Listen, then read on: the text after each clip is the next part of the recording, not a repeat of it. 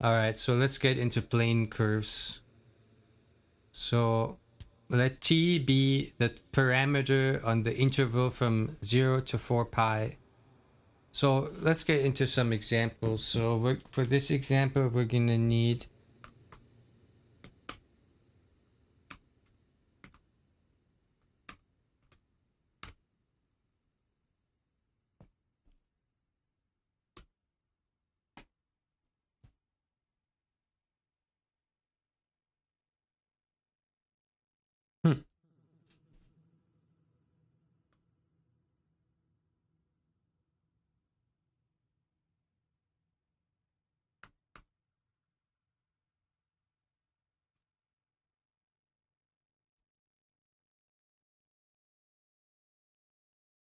all right, so let's define t.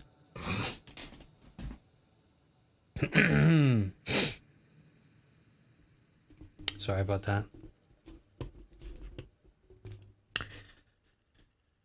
All right, so we have t, so we have a tensor field. So now we have this parameter t. Okay, let's reorient this like that. Let's put it like that. Okay.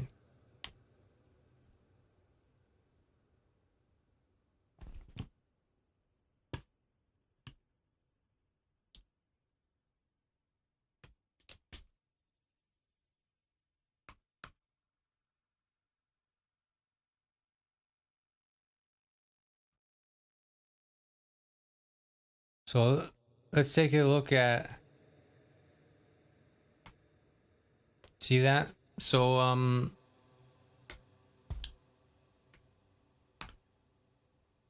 we can plot different functions, right? So lines is like the Mackie function for lines, but this is like a tensor field from Cartan package, okay? And these are just real functions in this case. And we're about to make plane curves.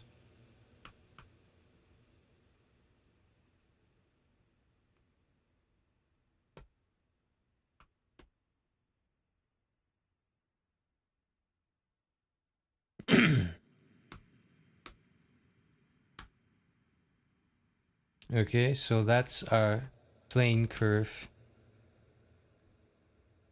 That's the one depicted here, at least, so...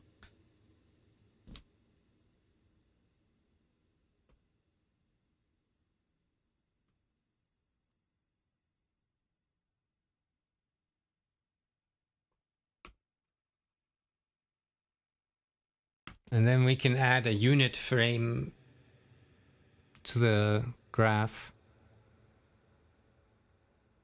There you go. So this is like the two-dimensional unit frame basis, right?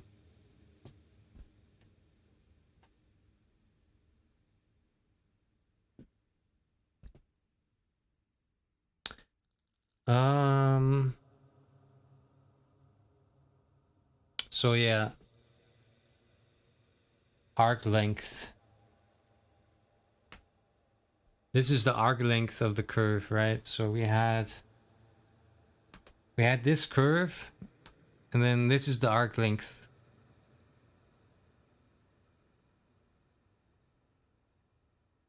And this is the speed of the curve, okay? So it's not a constant speed curve. This speed of the curve is varying.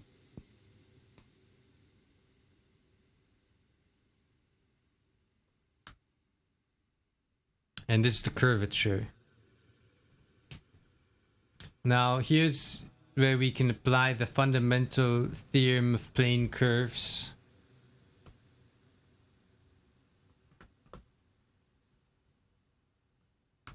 You can get a plane curve from the curvature.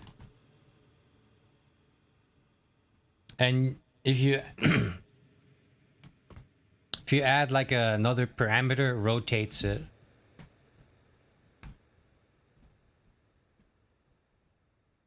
Like it adds like an initial rotation to it. Okay. But by default, it's doesn't have any angle, okay?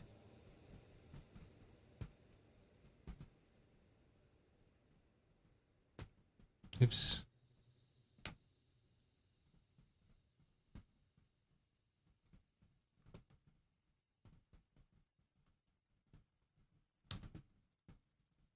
So these are some interesting plane curves that you can investigate.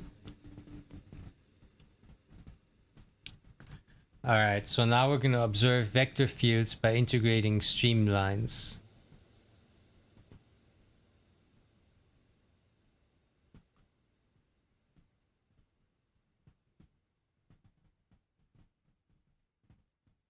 Okay, so we're going to define this Lorentz thing, which gives us, which parameterizes this vector field, okay? For for this example.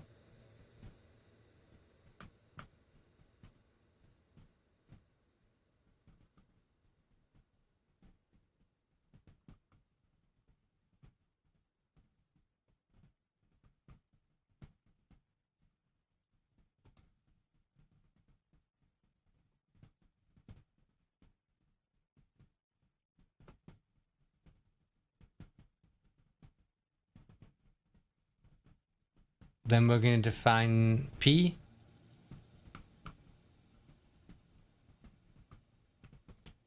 And then here we specify the parameters of the Lorentz partial the Lorentz differential equation.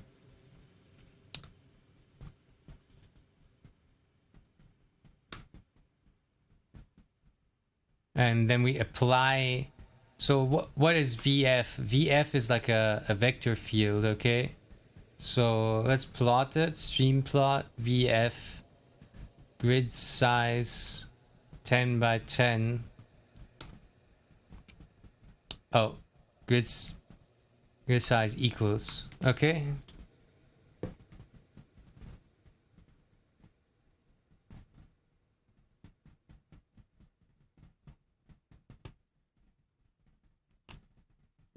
So this is from the Lorentz differential equation. When you pick like certain parameters for the differential equation, then you get a vector field like this, okay? When in a certain range of, in like a when the range of values is like within this cube, okay?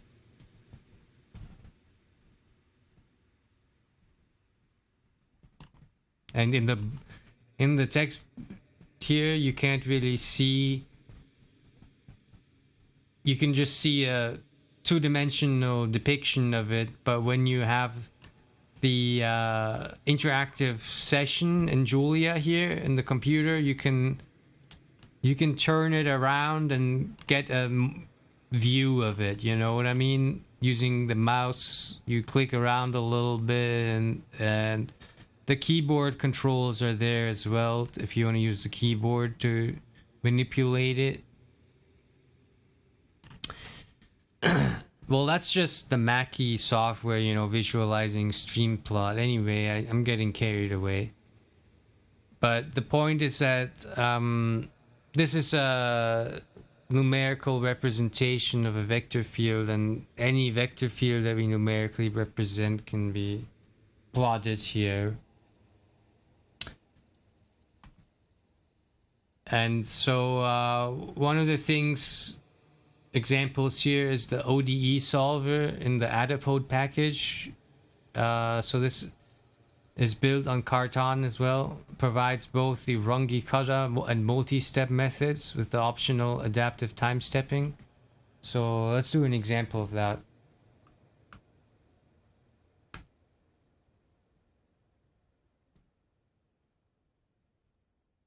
So we'll define the function as like this, 10.0, right?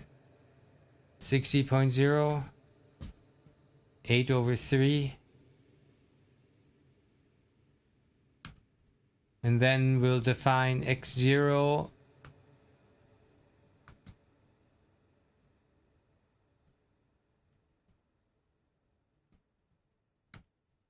Then we'll define the initial condition.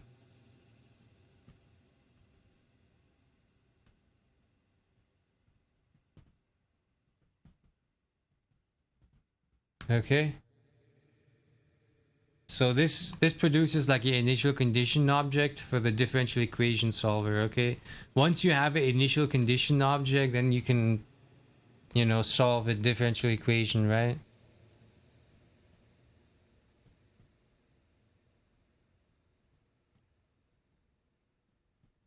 Then we just pick a solver, multi-step integrator, fourth order, 2 to the minus 15 step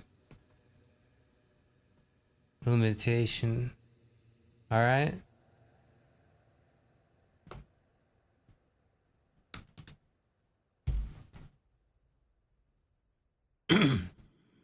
So that solves the, gives a solution. And how does this work? Well, we're just visualizing it with the Mackie software, but if you just run ODE solve by itself, this produces a Cartan tensor field, okay? So all these things are tensor fields, Cartan tensor fields, okay? And the Grassmann package is used as the foundation, like all these vectors and stuff, they're Grassmann elements, okay? They're three-dimensional vectors in Grassmann algebra, okay? And then the whole solution of the differential equation is a tensor field in the Cartan package. And the adapode package has a differential equation solver, okay? As an example, like, all right. So, but the thing is, this can be any numerical surface that we calculate these geodesics on. Like, we happen to be using these formulas to create these surfaces, but they can just be any numerically generated surface. Like, it doesn't have to be generated from a nice function. Like, but here's an example with the FrameBundle.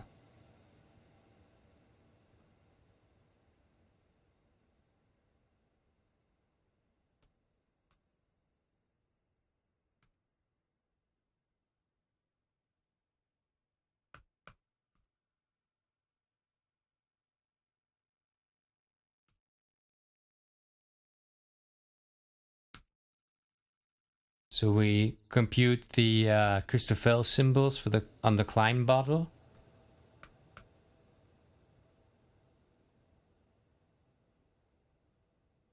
And then we set the geodesic initial condition.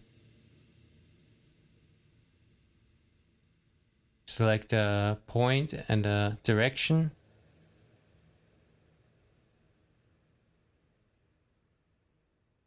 Select the time duration.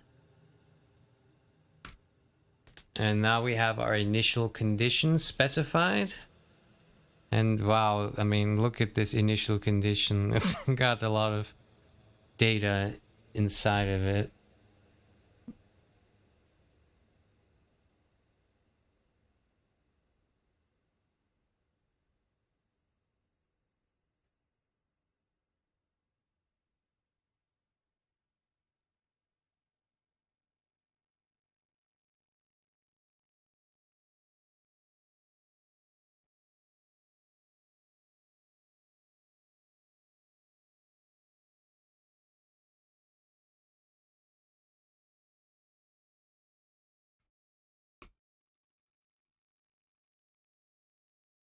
Oh, I gotta capitalize that. Forgot the X. Okay, so that produces the geodesic on the FrameBundle, but what we'd like is to visualize it on the FrameBundle. So there you go.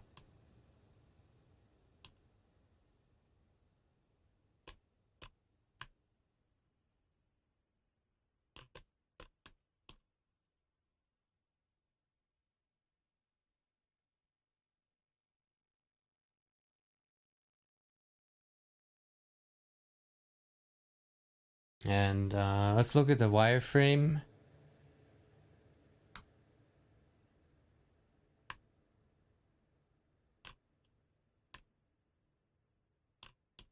So this is a one-sided surface, and even though it's a one-sided surface, we can solve the geodesic differential equation on it, and it just keeps going on the topology. And although you could reach some kind of a stack overflow limit if you extend the time duration too long on this type of topology, the way it's currently implemented at least. And you can of course look at the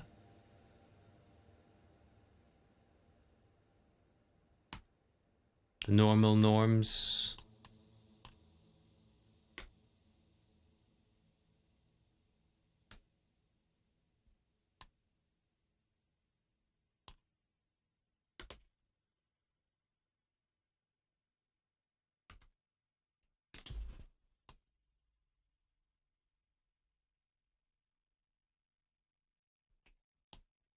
So yeah, and then we can put the geodesic line.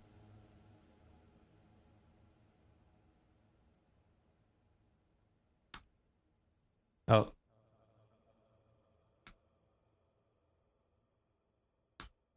there you go. So we can see the line. Maybe, I don't know if red is a good color.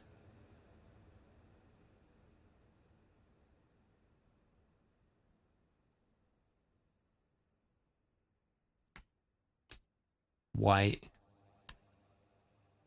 Yeah, so we can see the geodesic on the surface here.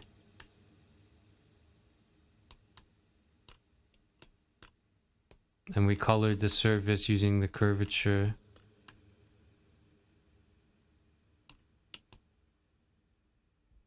So that's a geodesic on the climb model, and you can, you know, change the initial conditions and all that, and try out different integrations and so on. And you can do it on any arbitrary shape, any topological kind of shape, parameterized like this, or whatever. Or let's do the upper half plane intrinsic hyperbolic Lobachevsky metric.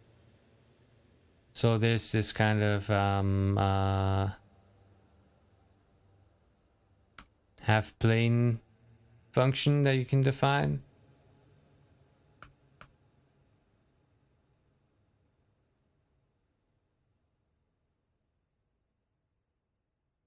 Yeah, let's just...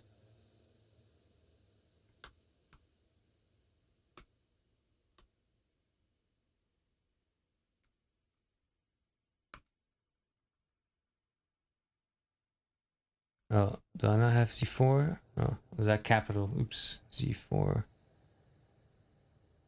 Z5. All right.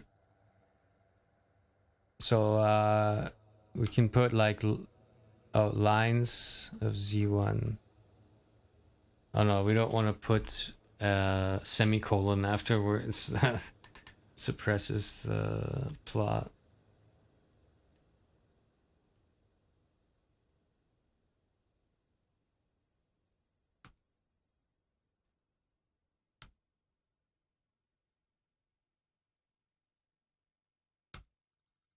So this is just an example of trajectories in the hyperbolic plane, like geodesics on the hyperbolic plane using the intrinsic metric. Using this technique, you know, it's just another example of demonstrating different ways you can calculate different things. Well, let's look at the Rios example.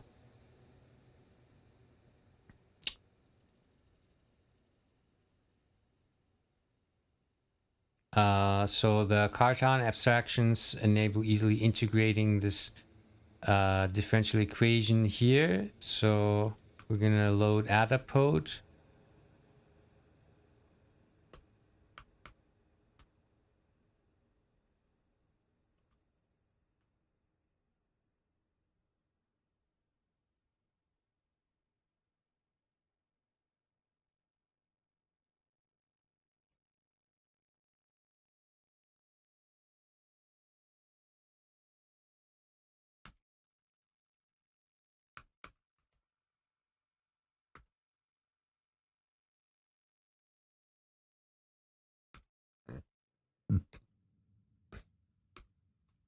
So now we have this line here.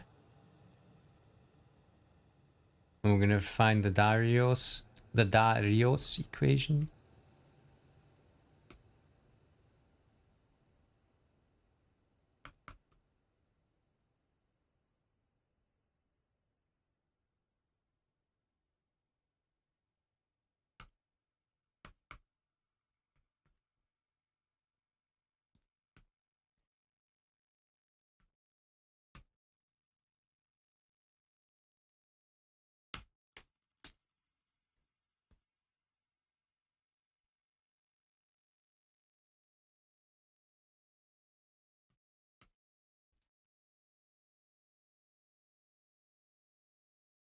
So that's the solution to the Rios equation using that initial condition. It's a very nice little solution right there. One thing I didn't put into the paper, but you can do here is... Alright, so let's try out this example, the eigenmodes of a disk. So with MATLAB this time, so we'll do using MATLAB. Yeah, we've already done that. So there's like this circle G mesh, which is one of the default meshes in MATLAB. We'll just pick that.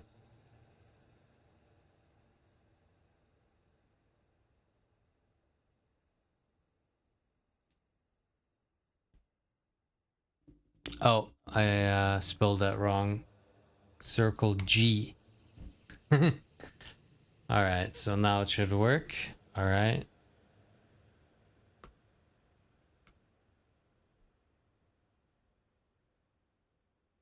So that's the wireframe of that.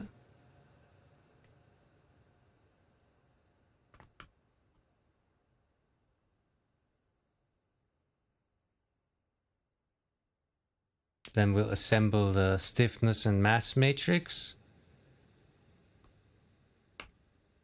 So we'll see that this is stiffness matrix, the mass matrix. So these are sparse matrices. And now we're going to use Krylov-Kit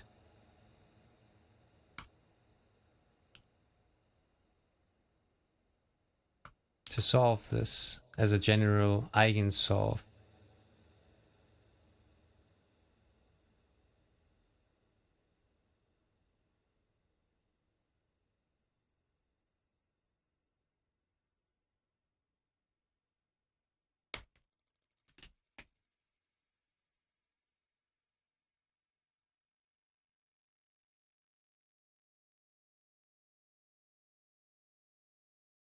This one might take a little bit longer on the first run or so. And the video encoding processor is running as well. Alright, so there we go. Now we have the results. Now let's assign the amplitude to a TensorField.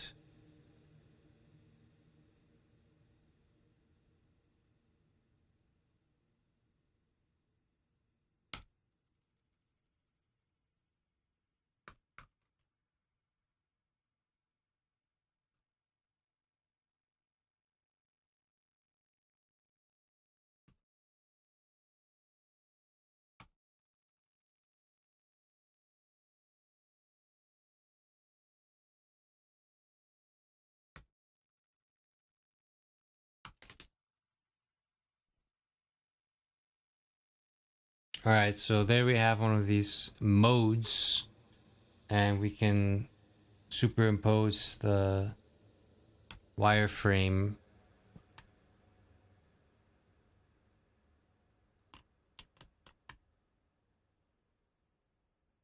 So there you go. These are these eigenmodes of the disk. So you can have these, you can try a different index here and you'll get one of these different ones, you know.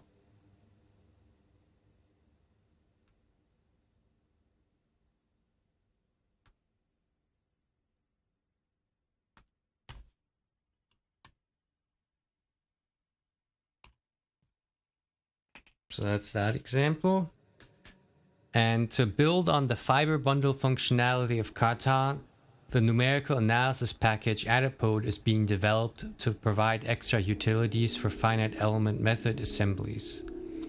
For example, like a Poisson equation syntax or the transport equations with finite element methods can be expressed in terms of methods like volumes using exterior products or gradient hats by applying the exterior algebra principles discussed. Global Grassmann element assembly problems involve applying geometric algebra locally per element basis and combining it with a global manifold topology. So here's just some more examples of these finite element type of methods that are in the Adapode package. So like the Poisson equation, the algorithm can be, you know, split up into this calculating these different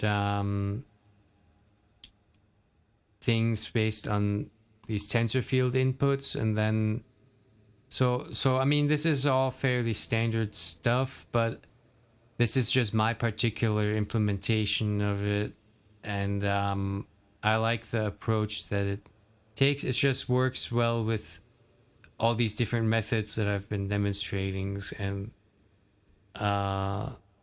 yeah, so I don't know. So these are just some examples to show how it could look.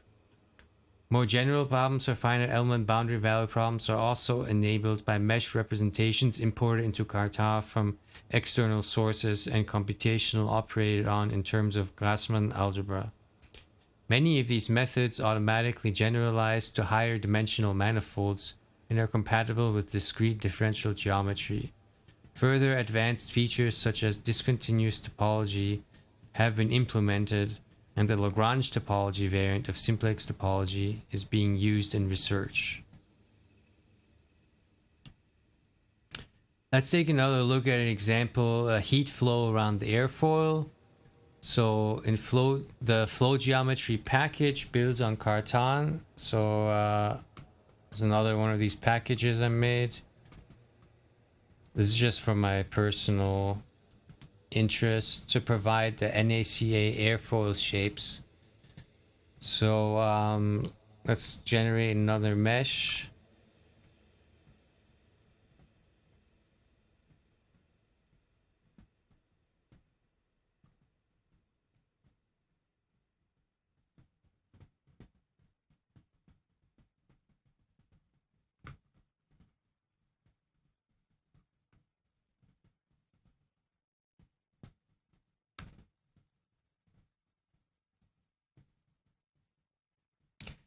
So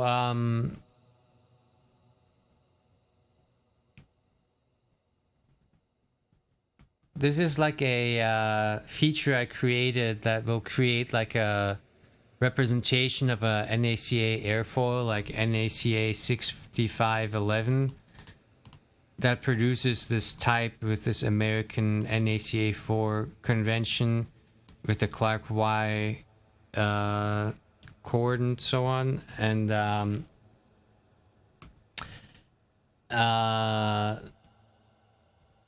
this helped. Like you could do, I believe, yeah, that'll give you the lines of the airfoil. But we've made a mesh now. So this is the mesh with the airfoil. And I think I've demonstrated this before in another YouTube video somewhere. And these calculations, I've been doing these for many years, but I'm demonstrating them in this example now to show some of the capabilities that you can have.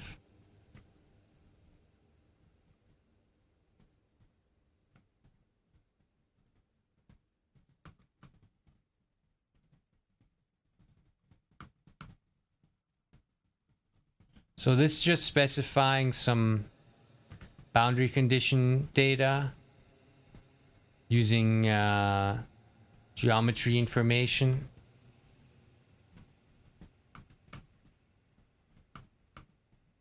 The exact meaning of all this is not so important, to just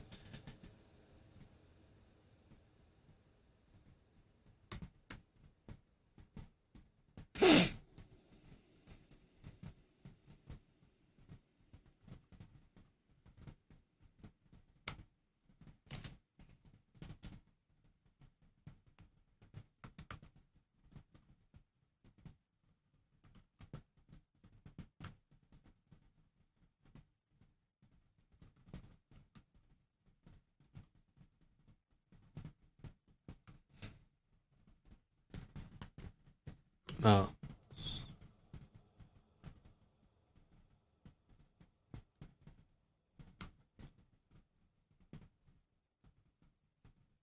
Oh no, this is the example they gave. Stream plot GTF negative 0.3 dot dot 1.3 negative 0.2 dot dot 0.2.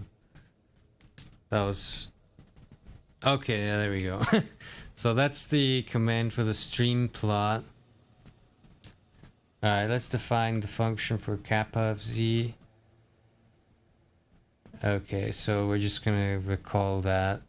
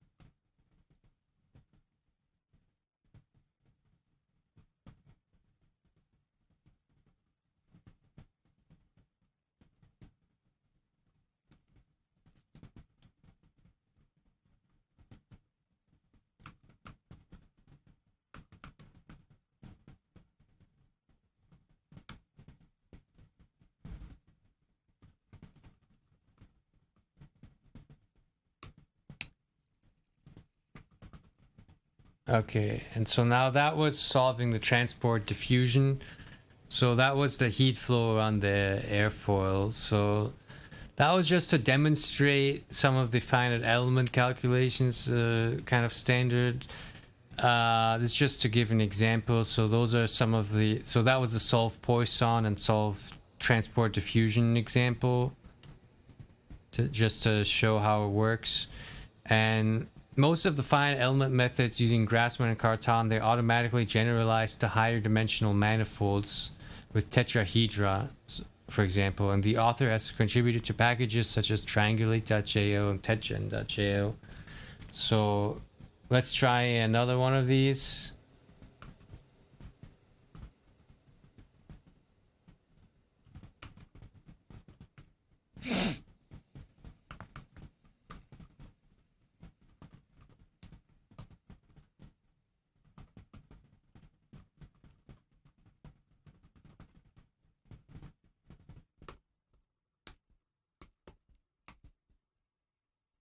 Oops. Gotta spell it correctly.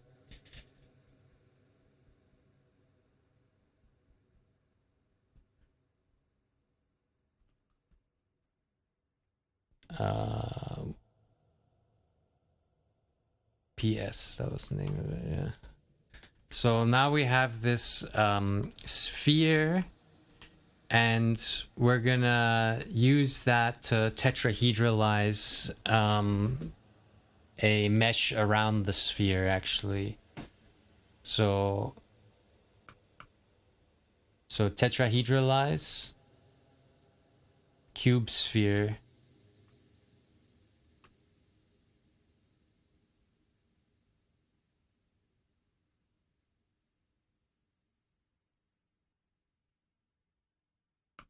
And it's gonna have holes specified in it.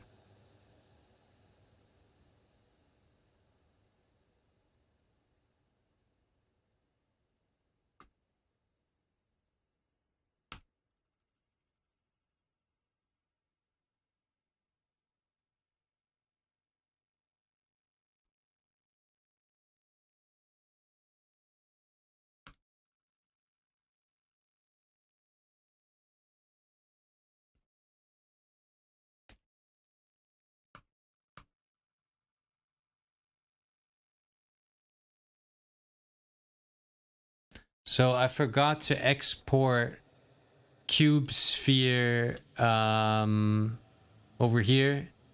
I guess I'll export it at some time in the future. So the way to fix that right now is to add flow geometry dot cube sphere, but it will be exported in the future, I think. So I just have not actually exported it at this time yet. So, but for the sake of these examples and so on, I should be exporting it.